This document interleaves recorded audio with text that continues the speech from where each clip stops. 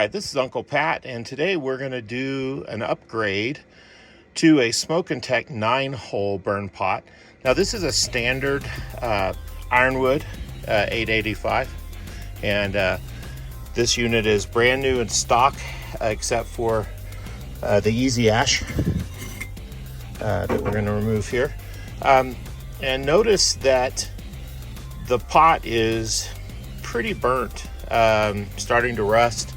It's only about a year and a half old, so I'm going to upgrade it to a new model. Now, one thing I do like about Traeger on this one is they put the thumb screws, so it's pretty easy to remove the screws here.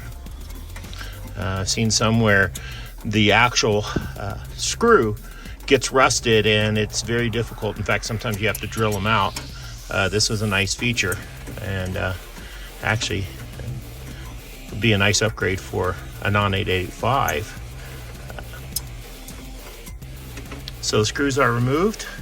There's a little bit of trick when you take this out. Remember, your cables are still connected. So you've got to get it over this top part, and then I find if you kind of tilt it to the side and bring that over just like that, it'll come out. Now we just need to get a screwdriver and remove the hot rod.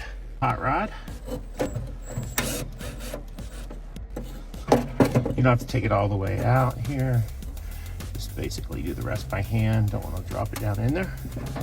And now your hot rod will slide out just like that. There you go. Now I'm going to take the opportunity to vacuum and clean that all up. And when we come back, I'll be putting in the new hot pot from SmokinTek. And notice it's going to have the extra 2 holes, which gives you faster lighting and can give you a little bit more heat. When you have a PID control, you don't have to worry about it. It just means it's going to be more efficient. So now you can see the original here on the left, pretty rusted out there, starting to rust. This is the new unit here from SmokinTek with the additional holes. We have to get those custom made, which gives you more efficiency. And you can see the metal's a lot thicker too, a little bit better quality. We offer these in stainless and non-stainless. I actually prefer the non-stainless. This is the non-stainless model. The stainless model actually, even though it's not going to rust, has a tendency, in my opinion, to burn out quicker. So I used to go with the non-stainless, but then you upgrade them every year and a half before they get too rusty. You can see now we vacuumed that out pretty good there. We cleaned it out. There's a little bit of corrosion up on the top too. Good opportunity to clean that all out.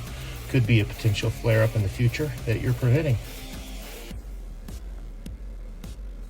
All right, now remember the side that the hot rod comes out on, and then you're going to slide this in, starting it up inside like this. Continue to slide the hot rod in.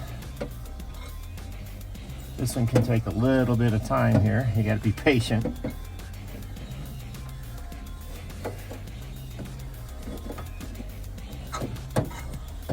And you can see my hot rod there is exposed. Just got to turn it around and get the screw back in.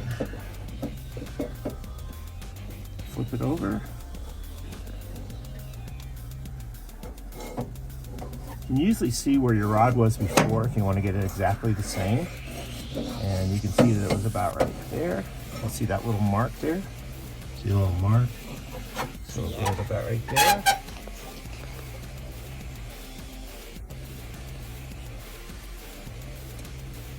I like to start the screw by hand, and then you can do your screwdriver. A good way to strip out a screw if you try going straight with the screwdriver.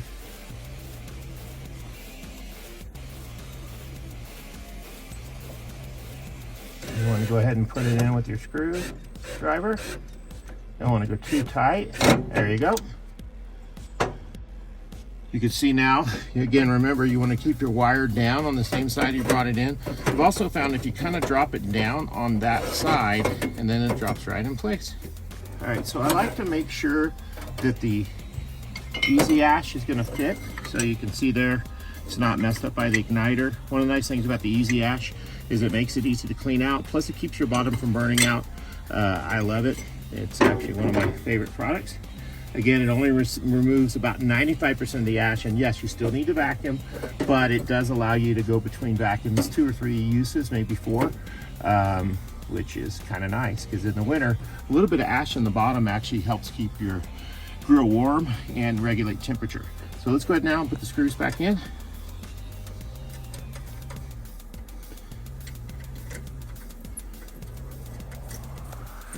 ahead and put the screws back in.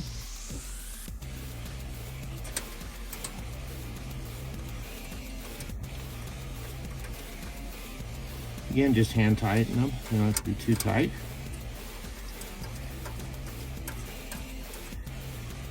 I'll put my Easy Ash back in. Actually, let me clean it. Nice thing about those, you gotta hit them a little bit. Blow it out. And you're good to go.